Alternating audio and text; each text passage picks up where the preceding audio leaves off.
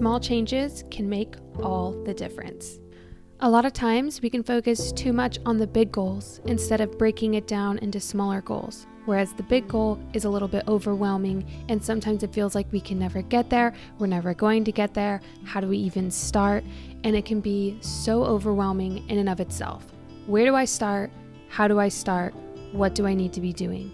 Whereas when you take it with a small step-by-step approach, those small actions, those small little goals that you do every single day end up to make big results. Our small daily decisions end up building our habits, and our habits end up building our routine, the things that we do every single day, day in, day out. And then our routine end up building our life and our lifestyle. So everything that we do every day is accumulated to then create up our life. So if we're filling our life with good things that help push us along to our goals over time and being consistent, we are going to be able to reach those. And it's so much easier having that be a part of our lifestyle, having that be a part of our routine, part of our habits, because it's second nature to us. And it's just what we do every day. My body has looked so different in so many different stages of my life. And all of them are great and beautiful, and it doesn't really matter ultimately what my body looks like. It matters how I feel about myself and how I feel healthy and trying to be well and healthy overall. Physically, mentally, emotionally, socially, everything. All of that plays a key role in health in general. And it is much deeper than just what you look like. I talk about that all the time because it is so true. So yes, while what we look like doesn't define us, some of us still want to reach certain goals. And I think that that is amazing that we have our mindset to something and that we can take action, take control of our life, and make some serious changes. The first area being is a warm-up. And you guys know this, but I have always been team never skip a warm-up, okay? I never skip my warm-up. And that consists of dynamic exercises and a little bit of mobility work. It's 5 to 10 minutes.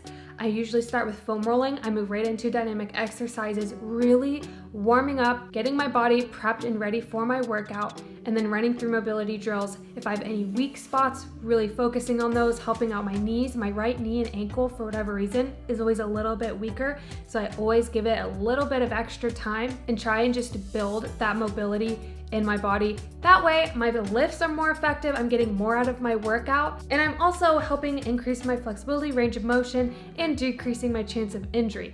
That was a huge game changer for me where maybe you're not doing that right now, but really putting in that attention, time, and focus on having a good warm-up, being properly prepared, the execution of your workout is that much better, so you're getting that much more out of your workout.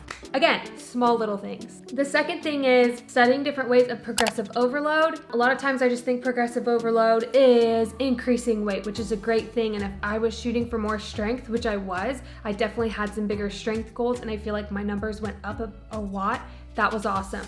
So I would increase my weight, decrease my reps, work a little bit more in a strength training range of like 6 to 8, and just kind of keeping it there to be able to lift more weight. I also toggled with different rest periods, and another way I implemented progressive overload was adding in an additional day of working out so that I was hitting a little bit more volume. And I feel like I've talked about this before, but I went from 3 days a week to 4 days a week. That really helped me. I'd say the third thing really was a change in mindset of instead of rushing through my exercises, instead of just going through the motions, which every once in a while there's a workout like that, okay? It happens.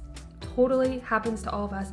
But instead of going into it with that mindset, I really went into it of slow, focusing on tempo, focusing on RPE, the rate of preserved exertion. How hard am I trying in this exercise?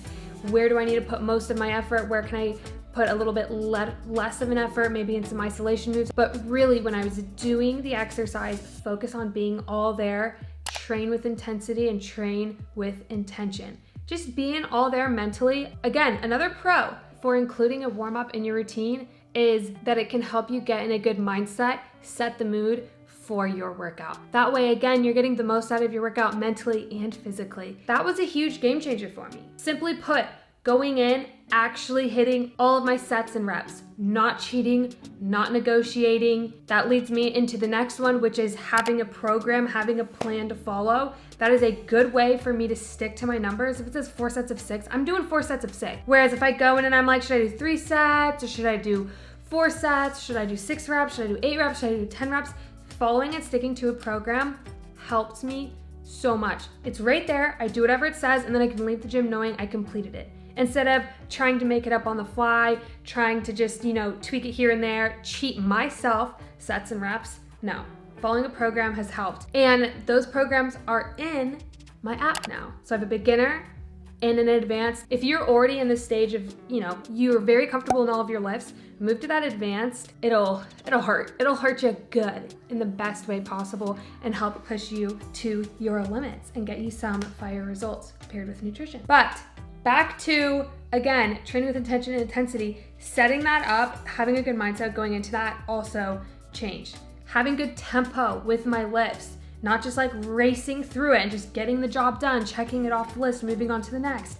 Every rep, really trying to feel it. And that's kind of brought me to a love of weightlifting again, where instead of just like checking it off the box, oh, I went to the gym, I'm good, I can go home. It's like, no, I get to go to the gym and every rep, every set counts, and just enjoying it while I'm there. Slowing down the pace a little bit. Along with slowing down the pace, I realized that I don't have to have as long of workouts or as many exercises. I used to think I'd have to have 8 to 10 exercises, but instead I'm taking my time, really focusing on muscle to mind connection, having between 5 and 6 exercises and still having an amazing workout.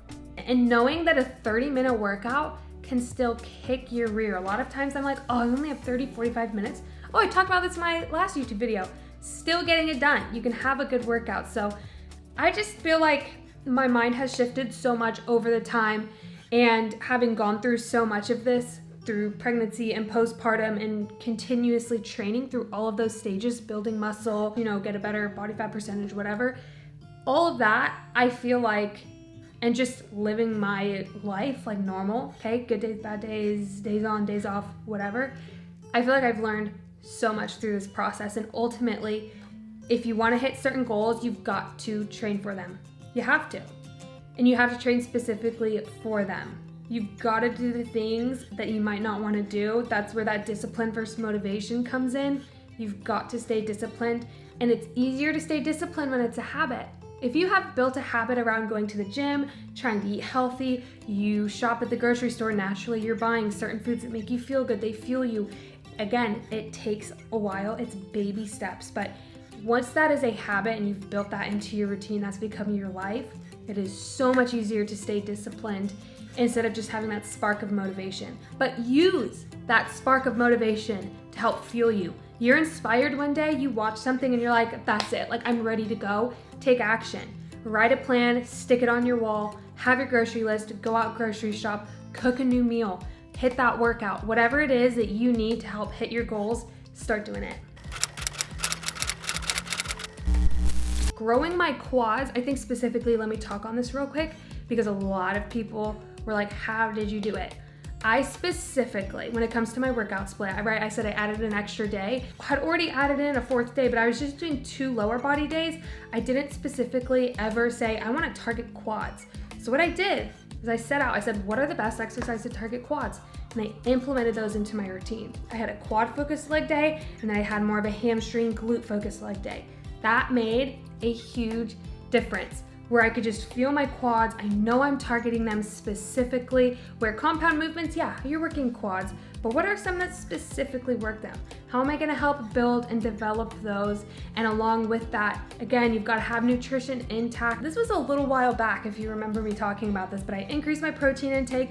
I really focused on making sure I was eating for the gains, and I ate all food groups. Again, I don't track or count anything, just mentally taking note of, okay, I know how I was eating before because it's my behavior. It's what I do every day. Like, I have a general idea of how much food I eat. Let me try and fix some more protein, make sure I'm eating a little bit so I can help build muscle, be in that state. So that really helped. Also, grilled cheese and tomato soup was like my go-to throughout the winter, so those also helped. I'm trying to think what else. I feel like I'm missing something. But I feel like specifically training a little bit better, focusing on increasing protein, really targeting my quads. That was like my big thing. I really wanted to grow and define quads. And I feel like I'm at a pretty good spot, right? Like I've taken the whole month of May off, honestly. And I'm still happy. I'm living, I'm in my own skin, I'm feeling healthy, I'm feeling happy, that's what matters. But sometimes you want to have little specific aesthetic goals, like you want to build out your shoulders, you want to build out your biceps. Add a little bit more time and attention into those. Try and implement these things. Let me know how it works out for you. And yeah, that's the end of this video. I hope you guys liked it. Listen to the podcast, and that's the end of this video. I love you guys, and I'll see you later. Bye.